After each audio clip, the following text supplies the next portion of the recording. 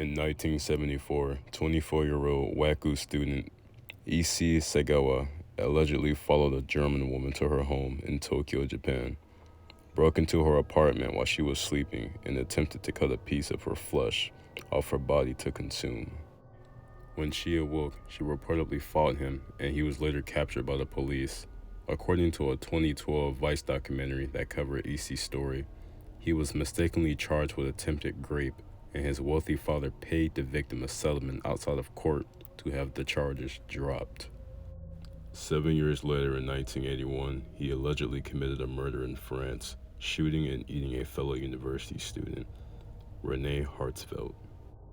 Issei creepily documented the entire experience with photographs, and he was captured by authorities once again while attempting to dump the rest of her body in the Bois de Boulogne lake.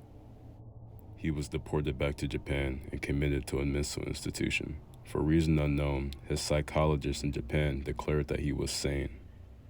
Furthermore, a legal technicality involving the French government refusing to turn over the documents from his case meant that his murder charges were dropped completely.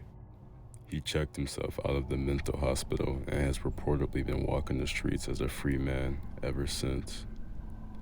Issei has even become a controversial celebrity, writing over 20 books.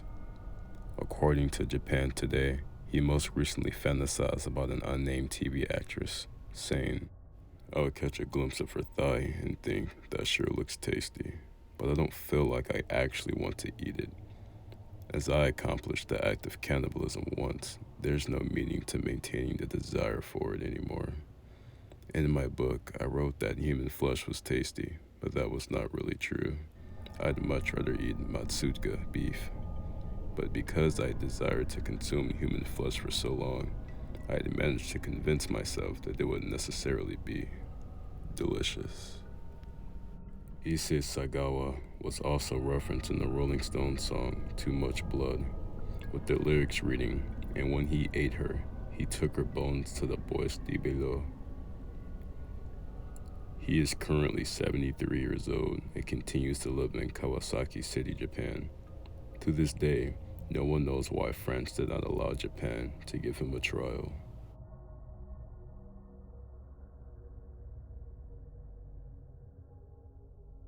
On the first night of February 1959, 9 skiers died mysteriously in the mountains of what is now Russia. The night of the incident, the group had set up camp on the slope, enjoyed dinner, and prepared for sleep, but something went catastrophically wrong because the group never returned.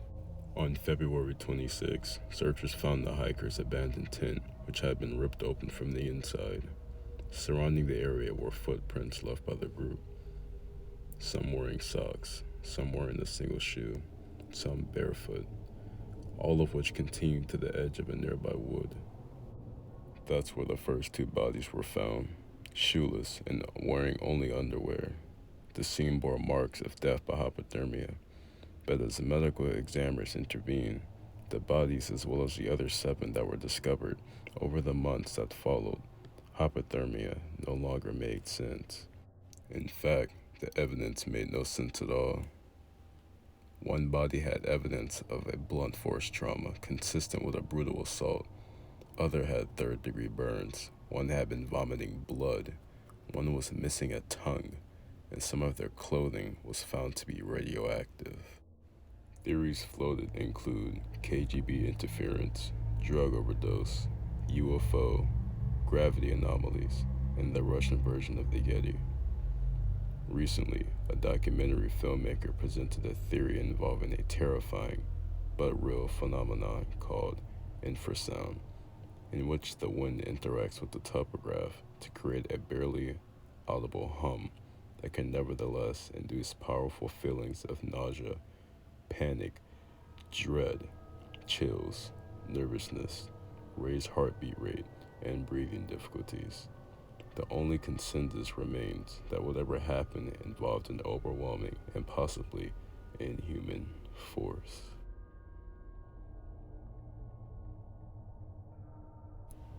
In December 2016, a CIA officer checked into the American Embassy's health office in Havana, suffering from nausea, headache, and dizziness. Days later, 2 more CIA officers reported similar ailments. By late 2018, the numbers grew to 26 Americans and 13 Canadians experiencing nausea, hearing loss, vertigo, nosebleeds, and focusing issues. In all the cases, victims claimed that the symptoms were triggered by a strange noise they'd hear at their homes or hotel rooms. One person said the noise was high-pitched. Another described a beam of sound pointed into their rooms. Some insisted that the noise more closely resembled marbles rolling along the floor. The illnesses confounded medical experts. Doctors at the University of Pennsylvania who examined some of their victims diagnosed concussion-like symptoms, but found no signs they'd suffered concussions. The Cubans vehemently denied they were responsible, and many American investigators believe them. That's because they still don't know who or what made the victims sick. Was it a new type of weapon? The CIA claims it doesn't know any of the weaponry that could cause these symptoms. What about ultrasound? One theory holds that a pair of covert eavesdropping devices placed too close to each other by Cuban agents may have inadvertently produced such a reaction, like the kind of feedback you hear when someone stands too close to a microphone. But the FBI has found no evidence to sustain that argument. In fact, ultrasound is above the range of human hearing. Recordings of the sound from some of the victims only added to the confusion. 2 scientists who studied the recordings believe they captured the sound of lovelorn male crickets. One of the scientists, Alex Stubbs of the University of California, Berkeley, says the insects are incredibly loud. You can hear them from inside a diesel truck going 40 miles an hour on the highway. Still, the scientists had no idea why the sounds might lead to illness in humans. Maybe it was just nerves. Cuba is a high-threat, high-stress post. A former embassy official told Publica.org. Diplomats are warned that there will be surveillance. There will be listening devices in your house, probably in your car. For some people, that puts them in a high-stress mentality, in the threat anticipation mode. True, but then how to explain what happened in China? In May 2018, an American posted in the consulate in Guangzhou was diagnosed with the very same mystery illness. Ultimately, 15 Americans were evacuated. While the seemingly airborne cause of these brain injuries is still a mystery, the fallout is clear. The Americans removed 60% of their diplomats from Cuba and expelled 15 Cuban diplomats from Washington, D.C. The mysterious sounds may well be the opening shots in a new kind of Cold War.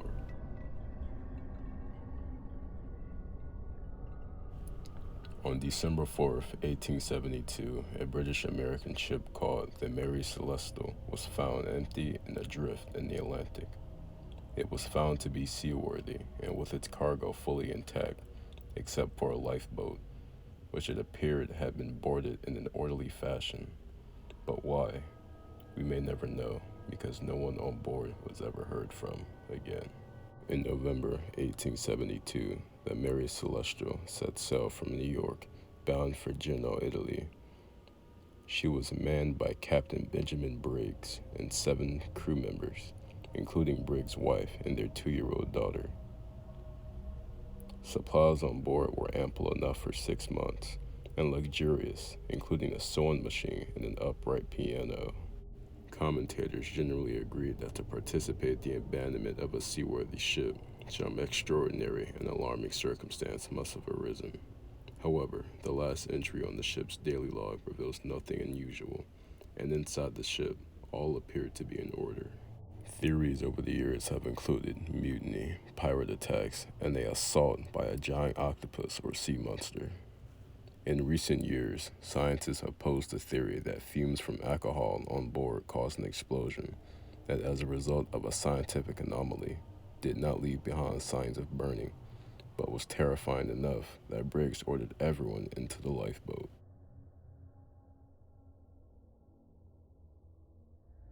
From 1917 to 1928, 500,000 people were afflicted with a ghastly condition that could be part of the plotline of a horror film. The victims, very much alive and conscious, found themselves inexplicably frozen statues, their static bodies prisons for their minds. This sleeping sickness first appeared in Europe and quickly spread around the world. reaching epidemic levels in North America, Europe, and India by 1919. About a third of those stricken with the illness died. Of the survivors, nearly half eventually found themselves unable to physically interact with the world around them, all the while fully aware of their surroundings. Though occasionally capable of limited speech, eye motion, and even laughter, they generally appeared as living statues, totally motionless for hours, days, weeks, or even years. The cause is unknown, but one theory is brain inflammation triggered by a rare strain of Streptococcus, the bacteria responsible for many sore throats each year. Science's best guess is that the bacteria mutated, provoking the immune system to attack the brain, leaving the victim helpless.